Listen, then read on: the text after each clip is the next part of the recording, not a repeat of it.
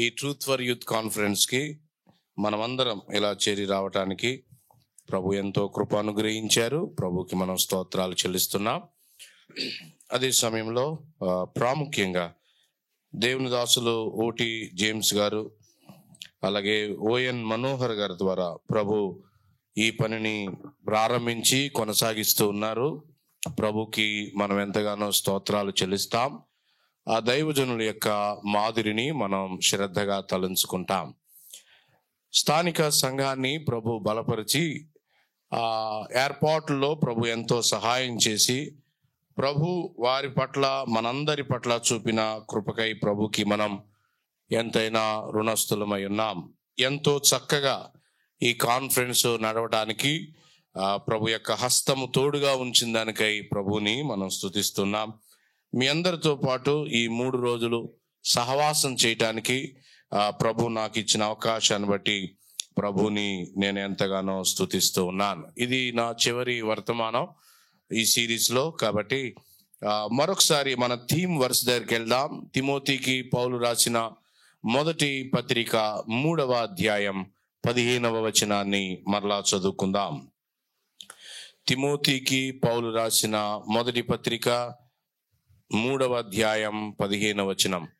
ఈ కాన్ఫరెన్స్ సత్యము అనే థీమ్ మీద ప్రారంభమైంది.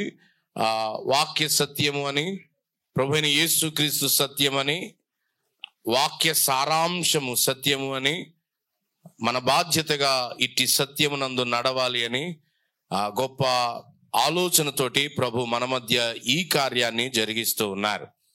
అల్పుడునైనా నేను కూడా దేవుని దాసులతో మీ అందరితో కలిసి సహవాసం చేయటానికి నన్ను ఆహ్వానించినటువంటి స్థానిక సంఘానికి నా ప్రేమ వందనాలు తెలియచేస్తూ ఉన్నాను. మన థీమ్ వర్స్ దగ్గరికి వస్తూ ఉంటుండగా యవనస్తుడైన తిమోతికి పౌలు అందిస్తున్నటువంటి హెచ్చరిక మాటలు.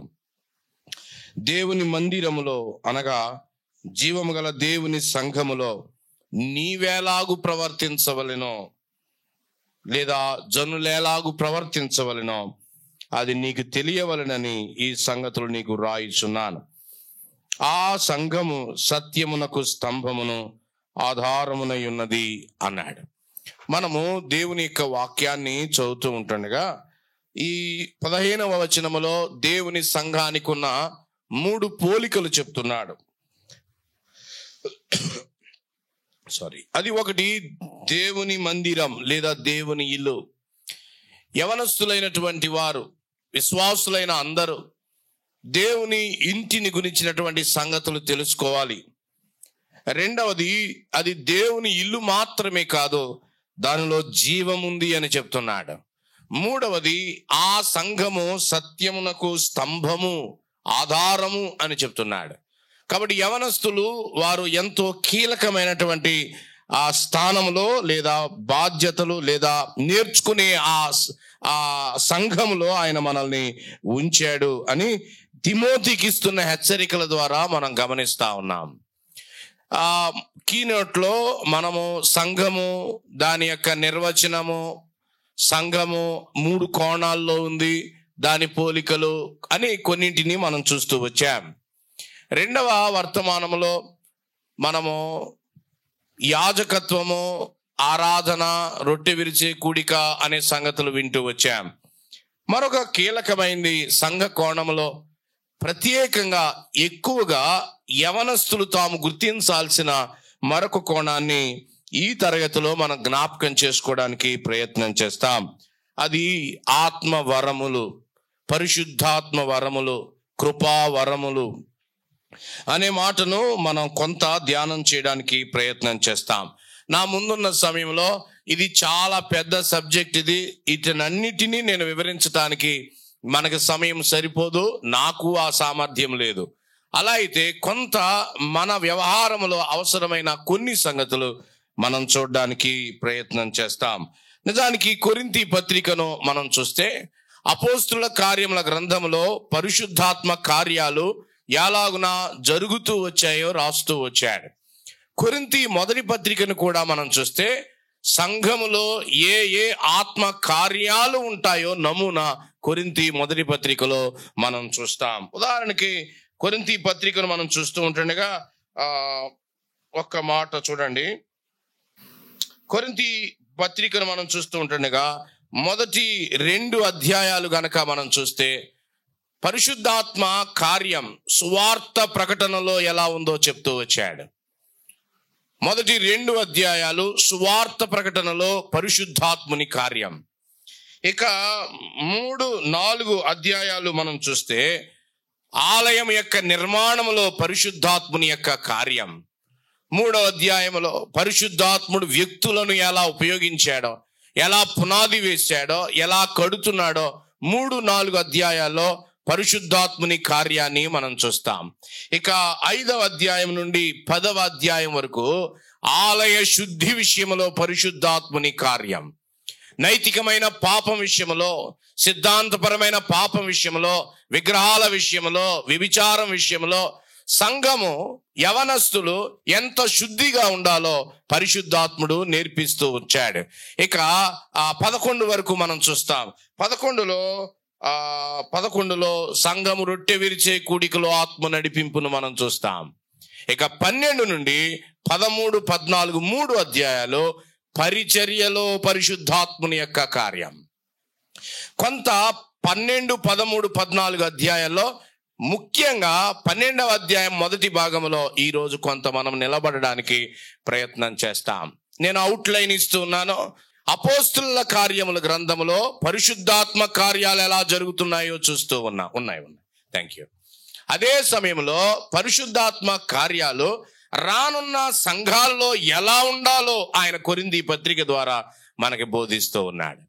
మొదటి 2 అధ్యాయాల్లో సువార్త ప్రకటనలో పరిశుద్ధాత్ముని హస్తం, 3-4 అధ్యాయాల్లో మందిరం నిర్మాణంలో పునాది మొదలుకొని పరిశుద్ధాత్ముని హస్తం, 5 నుంచి 10 వరకు ఆలయ శుద్ధి విషయంలో పరిశుద్ధాత్ముని హస్తం, 11లో రొట్టె విరిచే కూటములో పరిశుద్ధాత్ముని యొక్క హస్తాన్ని మనం చూస్తాం. 12 నుంచి చివరి వరకు లేదా 12, 13, 14 చాలా కీలకమైనవి ఆత్మవరాల విషయమైనటువంటి అధ్యాయాలు. అలా అయితే ఈ ఉదయకాలపు వేళ కొరింథీ మొదటి పత్రిక 12వ అధ్యాయంలో కొన్ని సంగతులు చూడడానికి మనం తిరుగుతాం. 12వ అధ్యాయం ఈ ఆత్మవరాలు అని చెప్తున్నప్పుడు 12వ అధ్యాయము 13వ అధ్యాయం 14వ అధ్యాయాన్ని ఇలా రాసుకోవాలి. 12వ అధ్యాయంలో నేను ఏమి కలిగి ఉన్నానో, వాట్ ఐ హ్యావ్, నేను ఏ వరాన్ని కలిగి ఉండే అవకాశం ఉంది, నేను ఏమి కలిగి ఉన్నాను, అది 12వ అధ్యాయం. 13వ అధ్యాయం నేను కలిగి ఉన్న వరం ఉందే, దాన్ని వాడడానికి నాకు ఎలాంటి జీవితం ఉండాలి, నా వరాన్ని ఉపయోగించే ముందు నా జీవితం ఎలా ఉండాలి, అది 13వ అధ్యాయం. 13వ అధ్యాయంలో what I am, what I have 12వ అధ్యాయం. 13వ అధ్యాయంలో వాట్ ఐ యామ్, నేను ఏమై ఉన్నాను పరిశీలన కొరకై 13వ అధ్యాయాన్ని ఆయన మధ్యలో రాశాడు. 14వ అధ్యాయంలో వాట్ ఐ డూ, నేనేం చేస్తాను. సంఘములో నాకు ఫలానా వరం ఉంది, నేను ఇలా చేయబోతున్నానే చెప్పేదానికంటే ముందుగా 12వ అధ్యాయం అనే పరీక్ష పాస్ అవ్వాలి. మనం 13వ అధ్యాయం యొక్క పరీక్ష పాస్ అవ్వాలి. 14లో మనం ఎలా పని చేయాలో చెప్తూ వచ్చాడు. 14వ అధ్యాయం నిండా వరాలు ఎలా ఉపయోగించాలో చెప్తున్నాడు. 12వ అధ్యాయం నిండా ఏ వరాలు ఉన్నాయో చెప్తున్నాడు. మధ్యలో 13లో ఆ వరాలు కలిగిన వాడు ఆ వరాన్ని వాడే ముందు తాను ఏమై ఉండాలి, తన జీవితం ఏమై ఉండాలి, తన సాక్ష్యం ఏమై ఉండాలి, యేసు క్రీస్తు ప్రభు యొక్క స్వారూప్యంలోనికి రావటానికి మనము ఏమై ఉండాలి 13వ అధ్యాయంలో చెప్తూ వచ్చాడు. 12వ అధ్యాయంలో కొంత మనం నిలబడదాం. ఈ వరాలు మనకి ఎలా కనబడతాయి అంటే, క్రొత్త జన్మ అనుభవంతో మనకి వరాలు వస్తున్నట్టుగా కనబడతాయి. వరము వేరు, తలాంతు వేరు అని గ్రహించాలి. తలాంతులు భౌతికమైన జన్మ ద్వారా, తల్లిదండ్రుల ద్వారా వస్తాయి. కొంతమంది పెయింటింగ్ బాగా వేస్తారు, కొంతమంది మ్యూజిక్ బాగా ప్లే చేస్తారు, కొంతమంది చాలా శ్రావ్యంగా పాడగలుగుతారు, మరి కొంతమంది ఆర్గనైజ్ చేయగలుగుతారు, మరి కొంతమంది భౌతికమైన తల్లిదండ్రుల ద్వారా కొన్ని వరాలు వస్తాయి, కొన్ని తలాంతులు వస్తాయి. టాలెంట్స్ అంటారు వాటిని. అలాగే ఆత్మ సంబంధమైన వరాలు క్రొత్త జన్మ ద్వారా వస్తాయి. ప్రభువైన యేసు క్రీస్తుని మనం అంగీకరించినప్పుడు పరిశుద్ధాత్ముడు మనలోనికి వచ్చాడు అని మనం దేవుని యొక్క వాక్యములో మనం చూస్తాం. ఎప్పుడు పరిశుద్ధాత్ముడు వస్తున్నాడు ఇది కూడా మనం చూడాలేమో. 12వ వచనం చూడండి, 12వ అధ్యాయం 12వ వచనం లేదా 13వ వచనం. 13. ఎలాగనగా యూదులమైనను గ్రీసు దేశస్థులమైనను దాసులమైనను స్వతంత్రులమైనను మనమందరము ఒక్క శరీరములోనికి ఒక్క ఆత్మయందే ఆ సంఘము యొక్క బాప్తిస్మాన్ని గురించి చెప్తా ఉన్నాడు. ఒక్క ఆత్మయందే బాప్తిస్మం పొందితిమి. ఎప్పుడు పొందాం? అపోస్తుల కార్యముల గ్రంథం 2వ అధ్యాయంలో పరిశుద్ధాత్ముడు దిగి వచ్చాడు. అప్పుడే సార్వత్రిక సంఘ బాప్తిస్మాన్ని గురించి చెప్తూ ఉన్నాడు. స్థానిక సంఘాన్ని గురించి ప్రస్తావిస్తూ సార్వత్రిక సంఘం యొక్క బాప్తిస్మాన్ని గురించి చెప్తూ ఉన్నాడు. అలా అయితే ఈనాడు సంఘాన్ని నడిపిస్తుంది ఎవరు అని అంటే పరిశుద్ధాత్మ దేవుడు. ప్రభువైన యేసు క్రీస్తు వైపుకి మనల్ని నడిపించడానికి పరిశుద్ధాత్మ దేవుడు ఉన్నాడు. యేసు క్రీస్తు ప్రభు యొక్క గుణ లక్షణాలు మనకి ఆయన నేర్పిస్తూ తండ్రి అయిన దేవుని మహిమార్థమై ఆత్మ కార్యాలు చేస్తూ ఉన్నాడు. అలా అయితే 12:13లో ఆత్మ బాప్తిస్మాన్ని గురించి మనం చూస్తూ ఉన్నాం. దీని అర్థం ఏంటంటే సంఘములో పరిశుద్ధాత్ముడు పని చేస్తున్నాడు. ప్రతి స్త్రీ, ప్రతి పురుషుడు రక్షణ పొందిన వారందరిలో ఆయన ఉన్నాడు, వారందరితో ఆయన ఉన్నాడు, ఆయన పని చేస్తూ ఉన్నాడు. 12వ అధ్యాయం చూడండి, 3 భాగాలుగా విభజిస్తాం. 12వ అధ్యాయాన్ని 3 భాగాలుగా విభజిస్తాం. 1 మొదటి వచనం నుండి 11వ వచనం వరకు, 1 to 11, 1 నుంచి 11 వరకు మనం ఏం చూస్తామంటే నానావరములు. ఏంటవి? The variety of gifts. వరాలు నానా విధములుగా ఉన్నాయి. ఏమేమి ఉన్నాయి వరాలు? నానా వరములు, కృపా వరములు. ఇక 12 నుంచి 27 వరకు ఆ వరాలు ఎలాగున అడ్మినిస్టర్ అవుతాయో చెప్తున్నాడు. అవన్నీ ఎలా గవర్న్ చేయబడతాయి లేదా అవన్నీ ఎలా నిర్వహించబడాలి. వరాలు ఏమున్నాయో 11 వచనాలు, 12 నుండి 27 వరకు ఆ వరాల నిర్వహణ. ఇక 28 నుంచి 31 వరకు మనం చూస్తే కంక్లూజన్, అంతే, సమ్మరీ ఆఫ్ ద టీచింగ్. ఆ బోధ యొక్క సారాంశాన్ని చెప్తున్నాడు. కాబట్టి ఈ ఉదయకాలపు వేళ ప్రతి యవనస్తుడు ఏం చేయాలి? తాను రక్షించబడ్డానా లేదా మొదట కన్ఫర్మ్ చేసుకోవాలి. తర్వాత రక్షించబడితే శుభవార్త ఏంటంటే దేవుడు మనల్ని వాడుకోవడానికి ఆయన మనకు వరము ఇచ్చాడు. అలా అయితే మొదటి 11 వచనాలని 4-5 భాగాలుగా మనం చూస్తాం. మీరు రాసుకుంటున్నారు కాబట్టి రోమా 12 రాసుకోండి, దానిలో కూడా ఆత్మ వరాలను గురించి ఉంది. అలాగే కొరింథీ 12 రాసుకోండి, అది కూడా ఆత్మ వరాల గురించి ఉంది. అలాగే ఎఫెసీ 4 రాసుకోండి, అక్కడ కూడా ఆత్మ వరములను గురించి రాయబడి ఉంది. కాబట్టి ప్రతి వ్యక్తి, విశేషంగా యవనస్తులు, సంఘములో ఆయన మనల్ని తీసుకుని వచ్చాక ఏ వరాన్ని ఆయన మనకిచ్చాడో ఆయన మనము జ్ఞాపకం చేసుకోవాలి. కొరింథీ 12, రోమా 12, ఎఫెసీ 4, ఒక చిన్న భాగం కూడా 1 పేతురు 4లో ఉంది, అది కూడా రాసుకోండి. ఈ 4 భాగాలు పరిశుద్ధాత్ముడు వరముల ద్వారా ఎలా పనిచేస్తున్నాడు సంఘములో అనే పటాన్ని తీసుకుని వస్తాయి. రోమా 12లో తండ్రి ఈ వరములు ఇస్తున్నాడు అని చెప్పాడు. త్రిత్వం యొక్క పాత్ర ఈ వరాల విషయంలో, త్రిత్వం యొక్క పాత్ర రోమా 12:3లో చెప్పాడు, తండ్రి ఈ వరాలు ఇస్తున్నాడు. ఎఫెసీ 4లో సిలువ వేయబడి చనిపోయి తిరిగి లేచిన తర్వాత ప్రభువైన యేసుక్రీస్తు ఈ వరాలు ఇస్తున్నాడు. 69వ కీర్తనలో నా భాగాన్ని పౌలు ఎఫెసీ 4లో చెప్తూ యేసుక్రీస్తు ప్రభు పంచి ఇస్తున్నాడు. తర్వాత ఈ వరాల్లో మరొక త్రిత్వంలో ఉన్న 3వ వ్యక్తి పాత్ర కొరింథీ 12లో మనం చూస్తాం. కొరింథీ 12లో ఆత్మ పంచి ఇచ్చిన వరములు. కాబట్టి సంఘములో ఒక వ్యక్తి తన వరాన్ని అతడు ఎలా కలిగి ఉంటున్నాడో దేవుడు దాన్ని అనుగ్రహిస్తూ ఉంటుండగా త్రిత్వము యొక్క ఇన్వాల్వ్మెంట్ని మనం చూస్తున్నాం.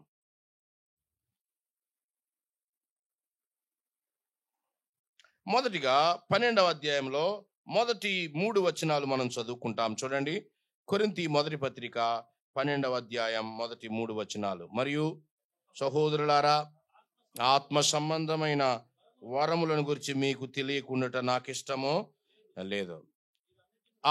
నాకిష్టము ఈ విషయాలు మీరు తెలుసుకోవాలి. 7వ అధ్యాయంలో వివాహాన్ని గురించి మీకు తెలియాలి అని చెప్పాడు. 8వ అధ్యాయంలో విగ్రహాల గురించి మీకు తెలియాలి అని చెప్తున్నాడు.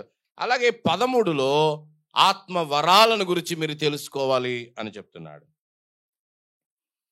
2వ వచనం చూడండి, మీరు అన్యజనులై ఉన్నప్పుడు మోగ విగ్రహములను ఆరాధించుటకు ఎటుబడినాటు నడిపింపబడితేరని మీరెందుకు తెలియాలి అంటే, ఇంతకుముందు మీకు విచ్చలవిడి జీవితం అలవాటు.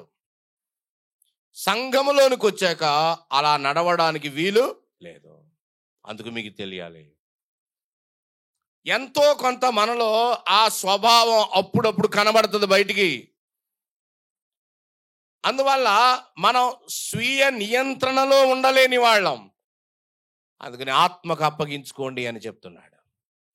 3వ వచనంలో ఇందుచేత దేవుని ఆత్మ వలన ఆత్మ వలన అని 2 సార్లు ఉంది. ఆత్మ వలన మాట్లాడు వాడెవడును యేసు శాపగ్రస్తుడని చెప్పడనియో, పరిశుద్ధాత్మ వలన తప్ప ఎవడును యేసు ప్రభు అని చెప్పలేడనియో నేను మీకు తెలియజేయుచున్నాను. నెంబర్ 1, ఈ వరాల విషయంలో మొదటి అంశం ఏంటంటే, ఈ వరాల యొక్క పరిధి ఏమిటి? ఈ వరాల క్షేత్రం, the domain of the spiritual gifts, లేదా ఈ వరాల యొక్క పరిధి, ఆత్మ వరముల పరిధి.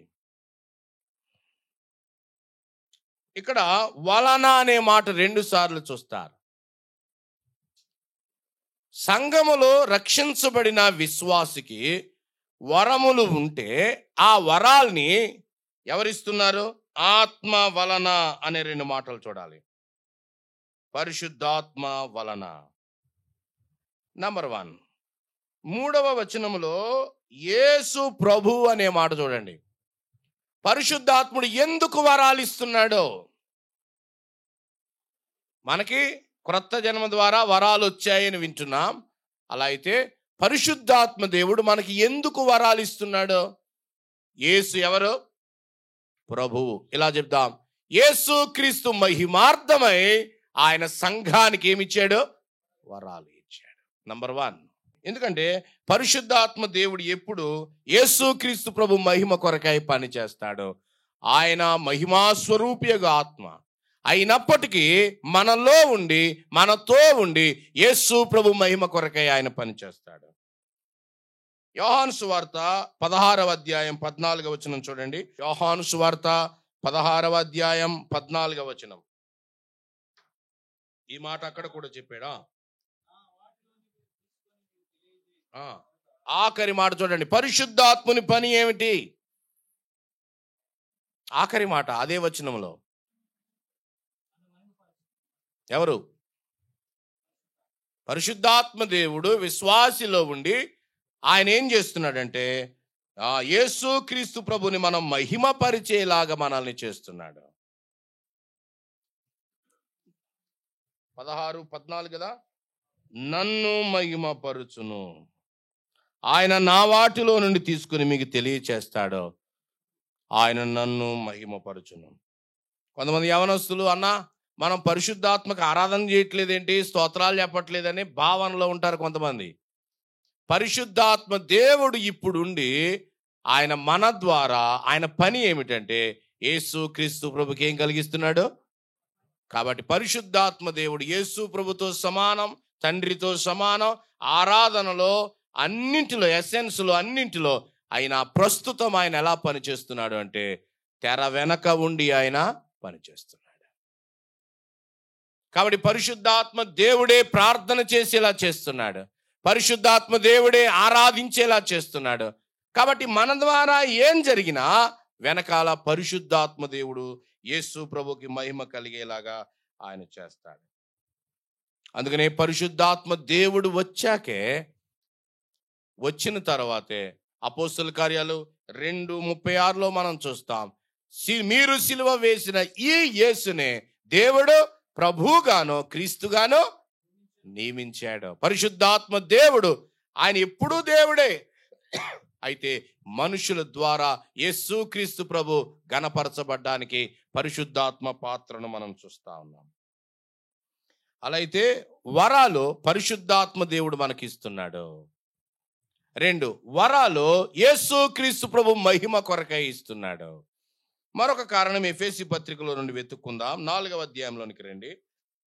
పరిశుద్ధాత్మ దేవుడు యేసు ప్రభు మహిమ కొరకు ఇస్తున్నాడు.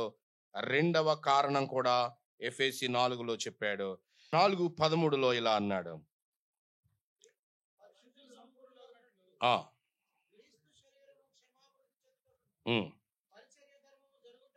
చాలు, ఇలాగు నియమించాడు అని అన్నాడు.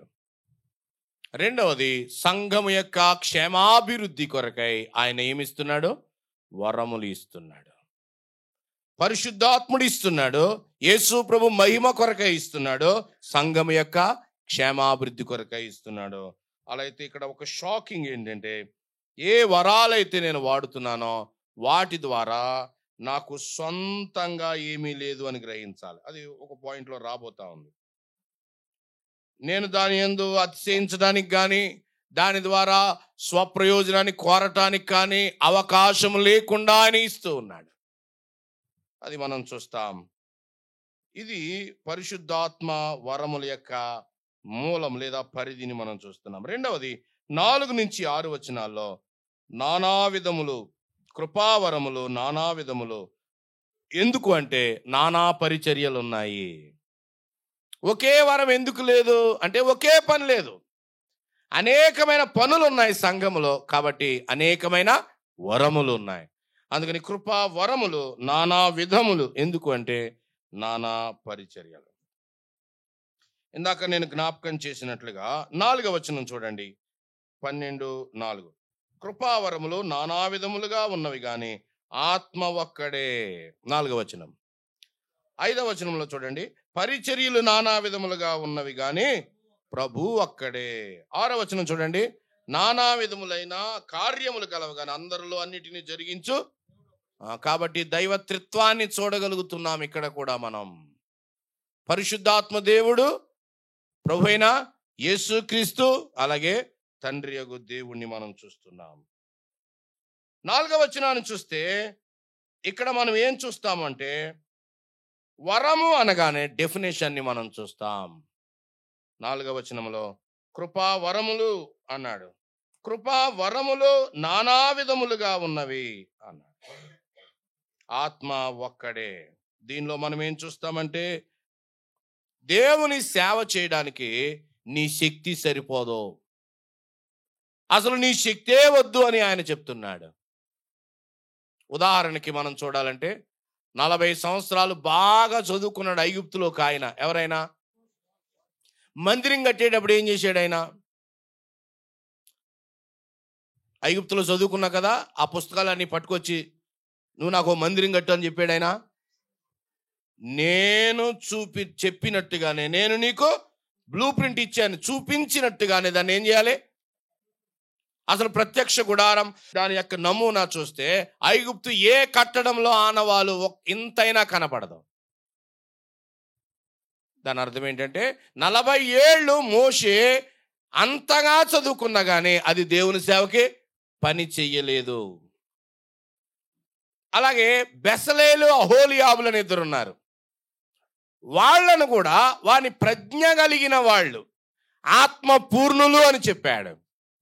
మోషే అయినా, బెసలేలైనా, అహోలియాబైనా ఒక్క విషయాన్ని మనకు గుర్తు చేస్తున్నారు. ఏంటంటే దేవుని పని చేయడానికి పరిశుద్ధాత్మ సహాయం మనకే కావాలి. కాబట్టి కృపావరము అనగానే దేవుని పనికి దేవుడు ఇచ్చే సామర్థ్యము. కృపావరము అనగానే ప్రత్యేకంగా దేవుని పనికి దేవుడు నీకు ఇచ్చే సామర్థ్యం. ప్రత్యేకం అనేది కూడా మీరు చూడాలి. అది అందరికి ఉండదు ఆ వరం. ఒకడో ఇద్దరికి ఒకవేళ ఉండొచ్చు. పరిశుద్ధాత్మ దేవుడు అందరికి పంచి ఇస్తున్నాడు, ఒకటే అందరికి ఇవ్వటం లేదు. నానా పరిచర్యలు నానా విధములు అని చెప్తూ వచ్చాడు. నానా పరిచర్యలు నానా విధములు.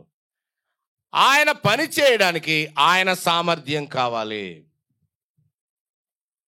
సొంత శక్తితోటి మనం చేయటానికి వీలు లేదు. అది ఎబిలిటీ.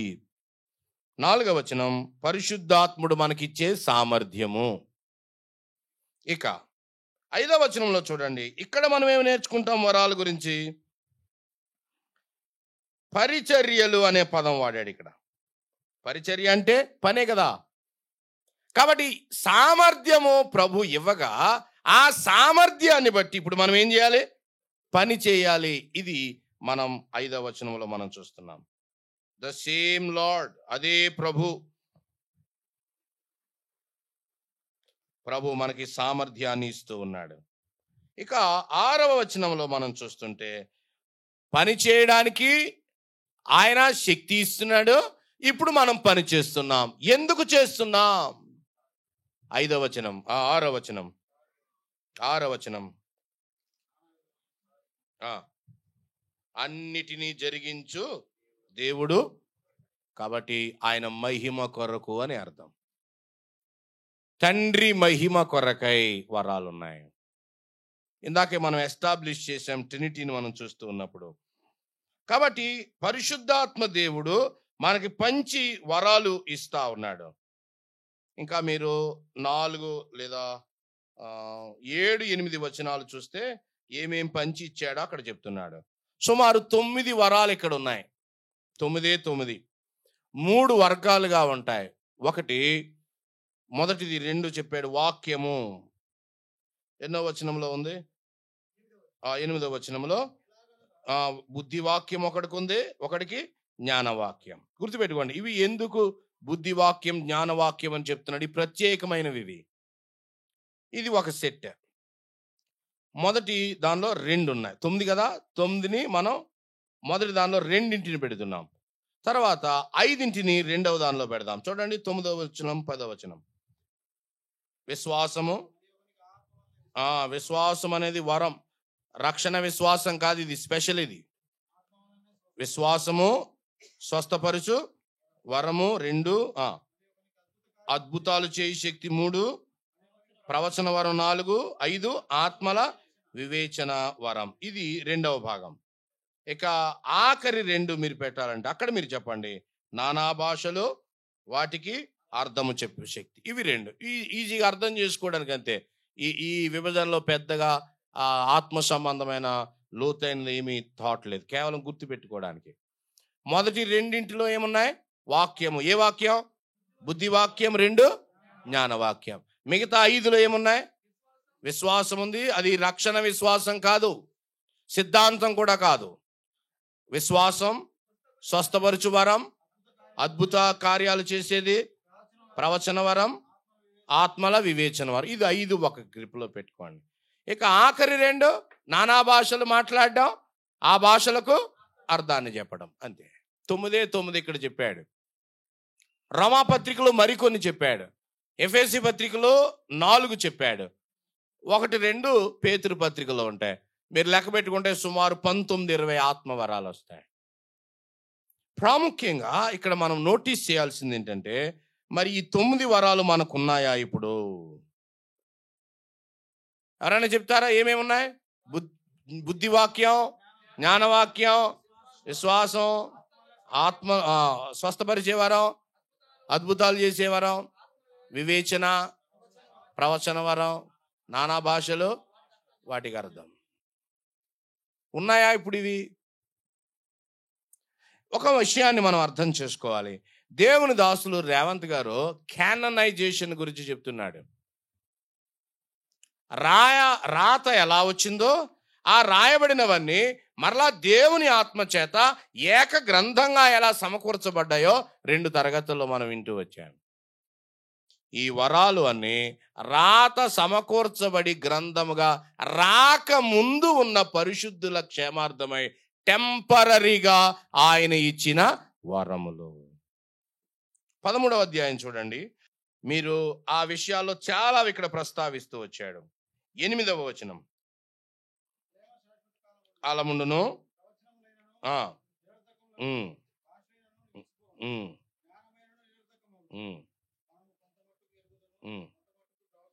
Very good. కాబట్టి ఇక్కడ ఏం చెప్తున్నాడంటే నిలిచిపోయే వాటిని గురించి చెప్తున్నాడు. అంటే అవి దేవుడే ఇచ్చాడు, వాటిని మనం ఏమి కాదంటానికి వీల్లేదు. కానీ కొంతకాలం దేవుడే ఇచ్చాడు, తర్వాత అవి నిలిచిపోయాయి. ఒక వచనం ఇక్కడే ఉంటుంది చూడండి. పూర్ణమైనది వచ్చినప్పుడు 10వ వచనం. పూర్ణము కానిది ఏమవుతుంది? దేవుడు పనిలో ఉన్నాడు. తొందర పెట్టకూడదు మనం. అదేదో ముందే ఇచ్చేస్తే బాగుండు కదా అనకూడదు. ఆయనకి సలహాలు చెప్పకూడదు మనం. ఆయన గంభీరమైన కార్యం ఏంటో మనకు తెలియదు, మనకు అర్థం కాదు ఒక్కొక్కసారి కూడా. ఆయన పని చేస్తూ ఉన్నాడు. క్యాననైజేషన్ ఎప్పుడు జరగాలో ఆయనకి తెలుసు.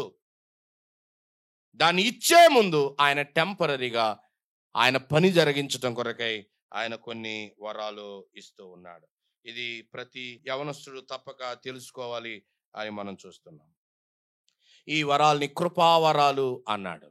అంటే కృప అంటే అపాత్రులకు, అయోగ్యులకు అర్హత కలిగించటం. నీకు నాకు ఏదైనా ఒక వరము ఉందంటే మనము దానికి తగిన వాళ్ళం అని అనుకుంటే దేవుని కృపను మనం దూషిస్తున్నామని అర్థం. మనము యోగ్యులం కాము, మనము తగిన వాళ్ళం కాము. కానీ కృప చేత ఆయన ఎంచుకొని ఆయన మనకు అనుగ్రహించాడు. గొర్రెలు కాస్తున్న దావీదును తీసుకొచ్చి ఎక్కడ పెట్టాడు ఆయన? ఎందుకు చేశాడంటే అది ఆయన ఇష్టం. అదే మనం ఇక్కడ చూస్తాం. ఆయన చిత్తము చొప్పున. 11వ వచనం చూడండి. 12-11. అయినను వీటన్నిటినీ ఆ ఆత్మ ఒకడే ఎలా ఇస్తున్నాడు? కాబట్టి ఒకడు ఇలా ప్రార్థన చేస్తున్నాడు, ప్రభువా నన్ను రేవంత్ గారిలా ఒక బోధకుడిగా తయారు చేయి అని ప్రార్థన చేయొచ్చా? ఫలానా వరాలు కావాలని మనం అడగడానికి వీలు లేదు. దేవుని సార్వభౌమ చిత్తములో ఏది ఉందో దాన్ని ఆయన మనకే అనుగ్రహిస్తున్నాడు. కాబట్టి ప్రతి విశ్వాసికి వరం ఉన్నది. అదే ఆ 10, 11, 12లో మనం చూస్తాం. 11వ వచనం చూడండి. అయినను వీటన్నిటినీ ఆత్మ ఒకడే. ఎంతమందికి? ఆ మాట పట్టుకోండి. సంఘములో అందరికీ యేసు ప్రభు రక్తంలో కడగబడిన వాళ్ళందరికీ ఏముంది? ప్రతి వానికి ఏమున్నది? వరం ఉంది. వరం ఉందంటే ఏమున్నట్టు? పని ఉన్నట్టు. వరం అంటే సామర్థ్యం. సామర్థ్యం ఎందుకు ఇచ్చాడు? పని చేయడు. పని చేస్తే ఏమవుతుంది? దేవునికి మహిమ కలుగుతుంది. ఇప్పుడు మీరు చెప్పండి, ఎంతమంది పని చేస్తున్నారు మన సంఘంలో? ఎంతమందికి పని చెప్పాడు ఆయన? ఎంతమంది పని చేస్తున్నారు? ఇప్పుడు మీరు చెప్పండి, దేవునికి ఎంత మహిమ కలుగుతుంది? సంఘాన్ని ఎందుకు ఆయన నిర్మించాడు? ఎఫెసీ పత్రికలో అన్న మాటి మాటికి చెప్తూ ఉన్నాడు, తన కృపా మహిమకి ఏం కలగాలి? ఏది మరి?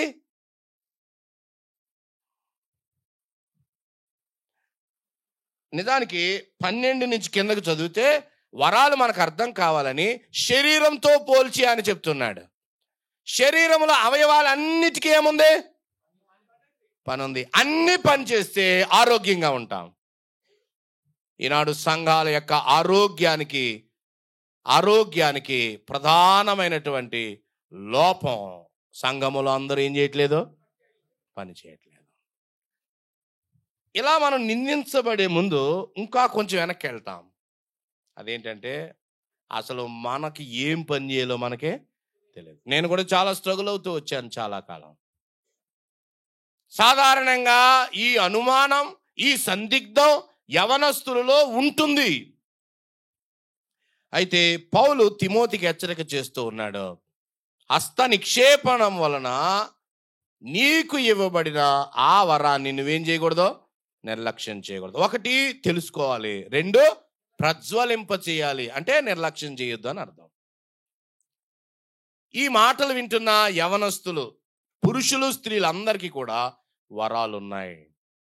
అలా అయితే వరం ఏంటో మనం చెప్పగలమా? రూఢిగా ప్రభు నాకు ఈ పని అప్పగించాడు.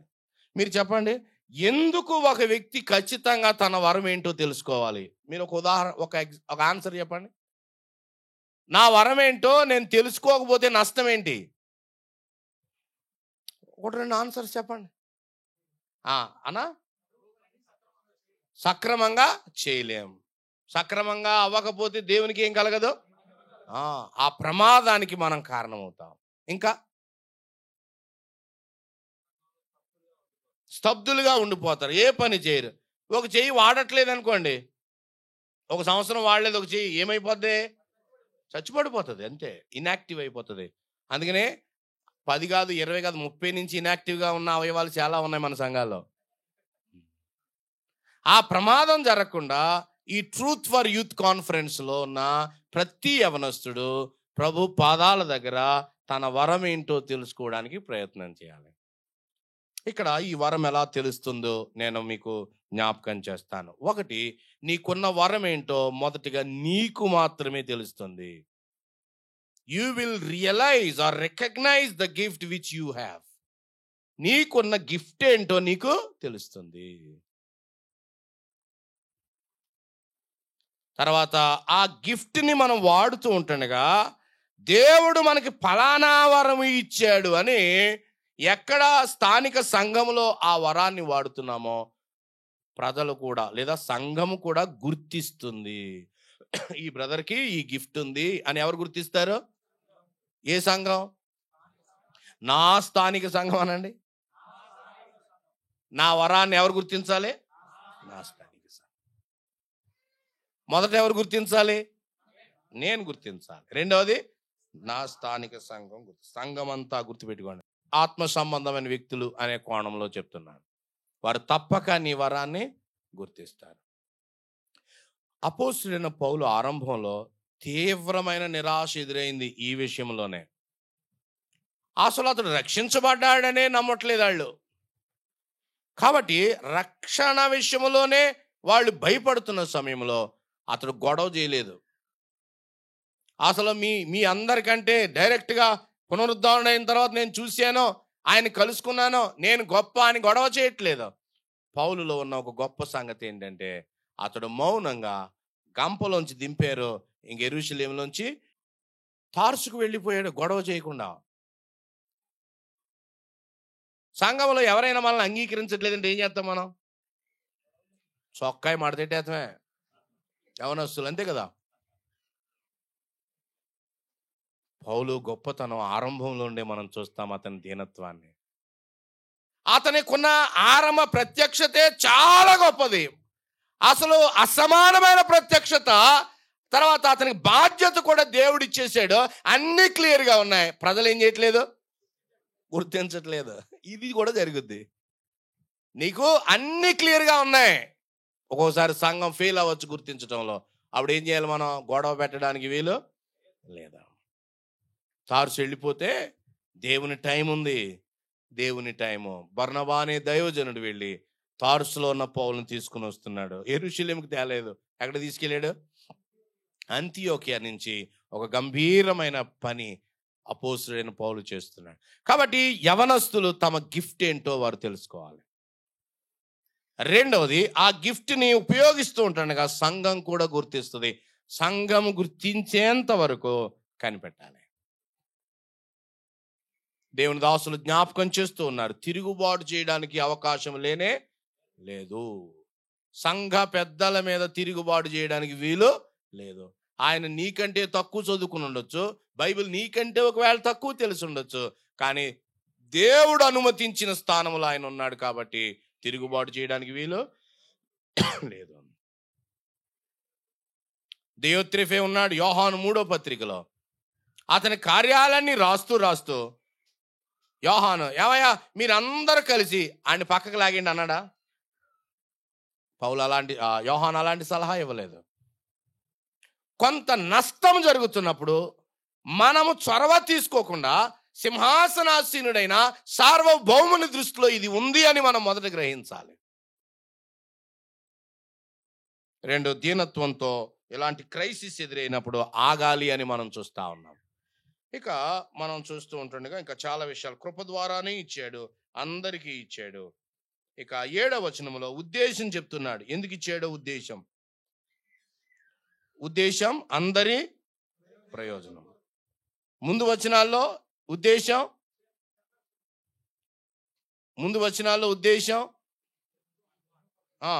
యేసు దేవుని యొక్క మహిమ కొరకు, 2 అందరి ప్రయోజనం కొరకు. ఇది ఉద్దేశాన్ని మనం ఇక్కడ నెగిటివ్గా లేదా హెచ్చరికగా ఒక మాట చెప్తాను. అది ఏంటంటే, వరము it is not given for personal advancement. వరాన్ని ఉపయోగించి నేను ఎదగటం కొరకు కాదు. నిజానికి చెప్పాలంటే నా వరం ఇతరుల కొరకై, నా కొరకు కాదు. నా కొరకు ఏంటో తెలుసా? నా వ్యక్తిగత భక్తి. నా కొరకు నా వ్యక్తిగత భక్తి.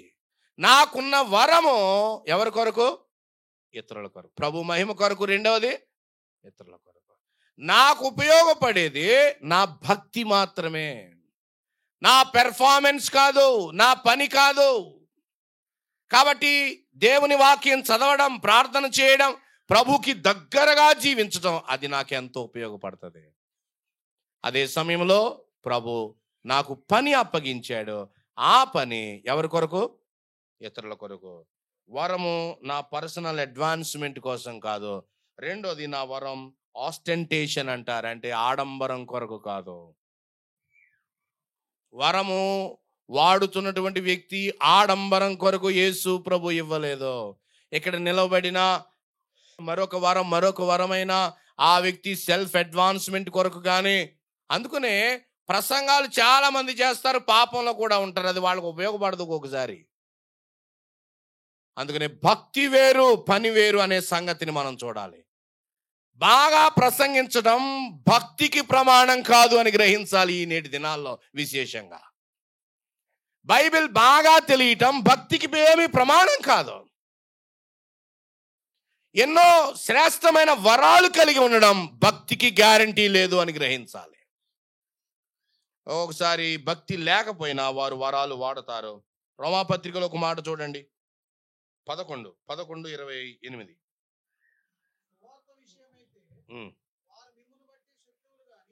29 అన్న. ఎలా అనగా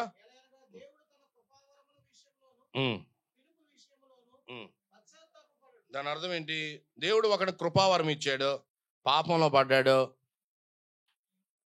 వరాన్ని తీసుకోడు, వెనక్కే నాది నాకు ఇచ్చే అని ఏం చేయడు? తీసుకోవడం. పశ్చాత్తాపడడు, నో రిగ్రెట్స్. అందుకని కొంతమంది పాపంలో ఉండి ఆగరు, ఏం చేస్తూ ఉంటారు? ప్రసంగాలు చేస్తూనే ఉంటారు. Very dangerous thing it is. అందుకని వరాలు వరాలు వరాలు అని చెప్తూ ఉంటుండగా వరాలు భక్తికి ప్రమాణం కాదు అని గ్రహించాలి. అదే సమయంలో భక్తి కలిగిన వారు బాగా వాడబడతారు, అది మరొక కోణం. నేను నెగిటివ్ కోణంలో చెప్తూ ఉన్నాను. భక్తి కలిగిన వారు బాగా వాడబడతారు, ప్రభు వాడుకుంటాడు.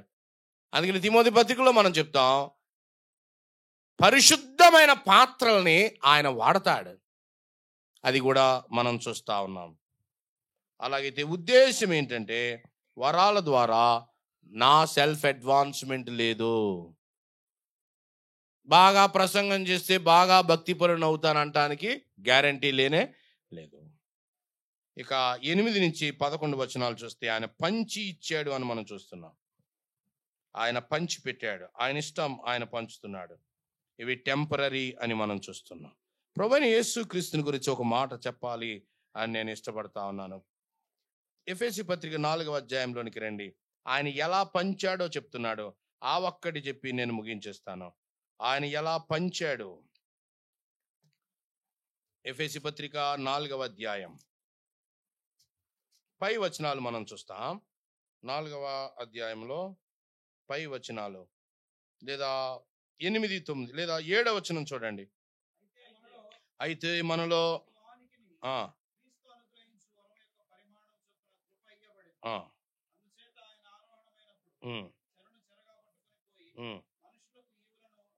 చాలు.